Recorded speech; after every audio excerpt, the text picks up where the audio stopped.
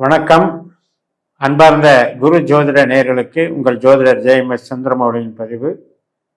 நம்ம இந்த பதிவில் ஜோதிட ரீதியாக தினப்பலனை பார்க்க இருக்கிறோம். அதாவது 10 நாட்களில் நம்ம ராசிக்கு எப்படியெல்லாம் சந்திரன் போகிறாரு, என்னென்ன நட்சத்திரத்தில் போகிறதுனால என்னென்ன பலன் அப்படிங்கிறத 10 நாள் பலன்களாக நம்ம பார்க்க இருக்கிறோம். நாம் நவம்பர் 29 டிசம்பர் 8 வரைக்கும் பார்க்க இருக்கிறோம். இந்த பதிவில் சிம்ம லக்னத்திற்கு பார்க்கிறோம். முதல் நாள் நவம்பர் 29 சனிக்கிழமை. கும்பராசியில சந்திரன் இருக்காரு. நமக்கு 7ஆம் வீட்டில் பூரட்டாதி நட்சத்திரத்தில் இருக்காரு. இன்றைய பலனை தருபவர் குரு. இந்த குருவோட நட்சத்திரத்துல ராகு இருக்காரு, சனி இருக்காரு, குருவும் இருக்காரு. இத்தனை கிரகங்களும் இன்னைக்கு சேர்ந்து பலனை தரும். அதாவது 7ஆம் வீட்டில் இருக்கிற ராகு குரு நட்சத்திரத்தில் இருக்காரு, 8ஆம் வீட்டில் இருக்கிற சனி குரு நட்சத்திரத்தில் இருக்காரு, 12ஆம் வீட்டில் இருக்கிற குருவும் குரு நட்சத்திரத்தில் இருக்காரு. அதுபோக புதனும் குரு நட்சத்திரத்தில் இருக்காரு 4ஆம் வீட்டில். இப்போ இதில் எப்படி கணக்கு எடுத்துக்கணும்னா, 4ஆம் வீட்டில் இருக்கிற புதன், 8ஆம் வீட்டில் இருக்கிற சனி, இந்த 2 பேர்த்துக்கு ஒரு அண்டர்ஸ்டாண்டிங். ஏன்னா 4ம் 8ம் 12ம் ஒரே திரிகோணமாக வரும். அதனால புதன் சனி குரு 4, 8, 12 ஒர்க் ஆகுதுன்னு அர்த்தம். இந்த 4, 8, 12ங்கிறது என்ன அப்படின்னா, பொருள் சார்ந்த விஷயம், வேலை வாய்ப்பு, இப்போ நம்ம தொழில் பண்ணுறது, இதுக்கு ஒன்றும் பிரச்சனை கொடுக்காது. பிரச்சனை கொடுத்தாலும் பெருசாக இருக்காது, வழி தெரியாது. ஆனால் அகம் சார்ந்த விஷயங்கள் இருக்கே, இப்போ ஒரு கலை சம்பந்தப்பட்டது, கம்யூனிகேஷன் சம்பந்தப்பட்டது, மற்றும் தெய்வீகம் ஆன்மீகம் சம்பந்தப்பட்டது, பெற்றோர்கள் உறவு, கணவன் மனைவி உறவு, சகோதர வழி உறவு, இதுக்கெல்லாம் பார்த்தீங்கன்னா கொஞ்சம் இடர்பாடாக இருக்கும். அப்போ ஒரு லக்னத்துக்கு, நம்ம சிம்ம லக்னத்திற்கு ஒரே கிரக அமைப்பு, இன்னைக்கு நட்சத்திரம் ஒரே நட்சத்திரமாக இருந்தாலும் எந்தெந்த விதத்துக்கு எந்தெந்த கேள்விக்கு எப்படி பலன் தருதுங்கிறது தான் ஜோதிடத்தில் முக்கியம். அந்த வகையில் பொதுவாகவே 4, 8, 12ங்கிறது ஒரு வீட்டுக்கு தேவையான பொருள் வாங்கிறது, உற்பத்தி சார்ந்த தொழிலுக்கு கொஞ்சம் சப்போர்ட் பண்ணும். ஆனால் ஹெல்த்துக்கு அவ்வளவு நல்லதில்லை. கொஞ்சம் ஹெல்த்தை பார்த்துக்கோங்க. நவம்பர் 30ஆம் தேதி ஞாயிற்றுக்கிழமை, உத்திரட்டாதி நட்சத்திரம். மீன ராசியில சந்திரன் போறாரு, 8ஆம் வீடு. நாம உண்மையான சந்திராஷ்டமன்னு சொல்றதே 8ல் சந்திரன் போறது தான். ரொம்ப ரொம்ப கவனமா இருக்கணும். கவன குறைவாக இருக்கிறதெல்லாம் நமக்கு இழப்புகளுக்கு கொண்டு போய் விட்டுரும். ஹெல்த்லையும் கவனமாக இருக்கணும். பேசுகிற பேச்சிலையும் பொருட்பாதுகாப்புலையும் கவனமாக இருக்கும். சனியும் 8ல் இருக்கார் இல்லையா, அதனால ரொம்ப ரொம்ப கேர்ஃபுல்லாக இருங்க.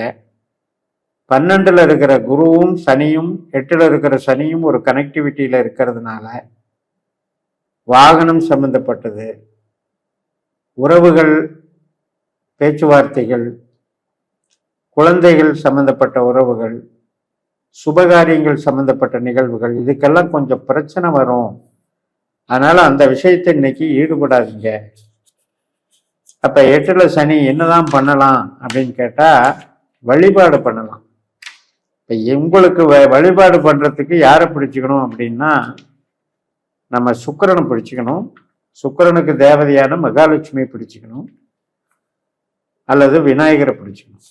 இந்த விநாயகர் மகாலட்சுமி வழிபாடு பண்ணும்போது இந்த 8ல் இருக்கிற சந்திரன் பெரிய ஒரு பாதிப்பிலிருந்து நம்மளுக்கு விடுதலை செய்வார். டிசம்பர் 1ஆம் தேதி ரேவதி நட்சத்திரம். இப்பவும் 8ல் தான் இருக்காரு சந்திரன். புதன் 4ல் இருக்கார் இல்லையா. புதன் குருவனுடைய நட்சத்திரத்துல 3ல் இருக்கார். அப்ப விசாகம் 3ஆம் பாதம் என்பது நமக்கு துளாராசியில விழுகுது. குருவனுடைய நட்சத்திரத்துல இருக்காரு புதன். கம்யூனிகேஷன் சம்பந்தப்பட்ட நடவடிக்கைகள், உறவுகள் சம்பந்தப்பட்ட நடவடிக்கைகள், அல்லது இடமாற்றங்கள், ஒரு பணியிலிருந்து இன்னொரு பணிக்கு மாறுவது, ஒரு ஃபீல்டிலிருந்து இன்னொரு ஃபீல்டுக்கு மாறுறது, ஒரு பிரயாண திட்டங்களில் மாற்றங்கள் செய்கிறது, ரகசியமாக கான்ஃபிடென்ஸாக சில வேலைகள் செய்கிறது.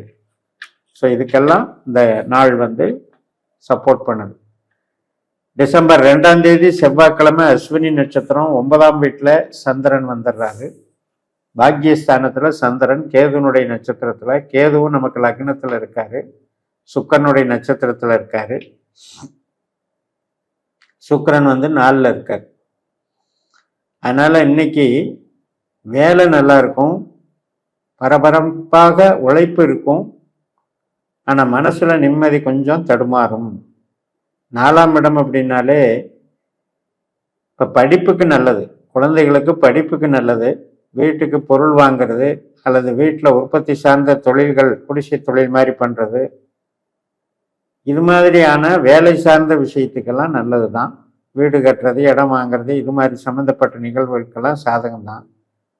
ஆனால் நம்ம நினைக்கிறது சீக்கிரம் நடக்கலை அல்லது நம்ம நினைக்கிற உறவுகள் நமக்கு சாதகமாக இல்லைங்கிற சின்ன சின்ன வருத்தங்கள் போகும். டிசம்பர் 3ஆம் தேதி புதன்கிழமை மாலை 5:59 வரைக்கும் பரணி நட்சத்திரம், சுக்கரனுடைய நட்சத்திரம். மறுபடியும் பாருங்க, 4ல் இருக்கிற சுக்கரன் சனியை போல செயல்படுகிறார். அனுஷ நட்சத்திரத்தில் இருக்காரு, 8ல் சனி. இன்னைக்கும் வாகன சம்மந்தப்பட்டதில் கவனமாக இருங்க. இல்லைன்னா வாகனங்கள் ரிப்பேர் செலவுகள், வீட்டில் ஏதாவது equipments, house hold materials, furnitures, TV, fridge, washing machine, இதெல்லாம் கொஞ்சம் தொந்தரவு பண்ணுறது, அல்லது உறவுகளில் நாம் எதிர்பார்த்தபடி அனுசரணையாக இல்லாமல் டென்ஷனை கொடுக்குற மாதிரி பேச்சுவார்த்தைகள் இருக்கிறது, இதெல்லாம் கொஞ்சம் கவனிச்சுக்கணும். டிசம்பர் 4ஆம் தேதி வியாழக்கிழமை கிருத்திகை நட்சத்திரம் மதியம் 2:53 வரைக்கும். அதாவது நமக்கு 10ஆம் வீட்டில் சந்திரன் இருக்கார், தொழிலுக்கு நல்லது தான். சூரியனுடைய நட்சத்திரம், சூரியன் 4ஆம் வீட்டில் புதனுடைய நட்சத்திரத்தில் இருக்கிறதுனால, புதனும் அங்கேயே இருக்கிறதுனால தொழில் பலம் நல்ல மிகுதியாக இருக்கும். மெயினாக இந்த கிளரிக்கல் ஜாப் பண்ணுறவங்க, ஏஜென்சியாக இருக்கிறவங்க, ட்ரேடர்ஸாக இருக்கிறவங்க மற்றும் ஸ்டேஷனரிஸு, அனைத்து விதமான வியாபாரம் பண்ணுறவங்க, இவங்களுக்கெல்லாம் இன்னைக்கு சிறப்பாக இருக்கும். இந்த கிருத்திகை முடிஞ்சு வியாழக்கிழமை அன்னைக்கு மதியம் 2:53க்கு ரோகிணி தொடங்குது.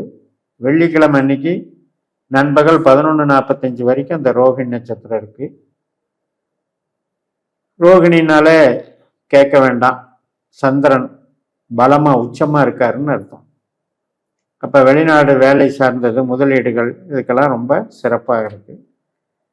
டிசம்பர் 6ஆம் தேதி மிருகசிரீஷம் நட்சத்திரம், அது காலையில் 8:48 முடிஞ்சு அதுக்கப்புறம் திருவாதிரை நட்சத்திரம், ராகுனுடைய நட்சத்திரம்.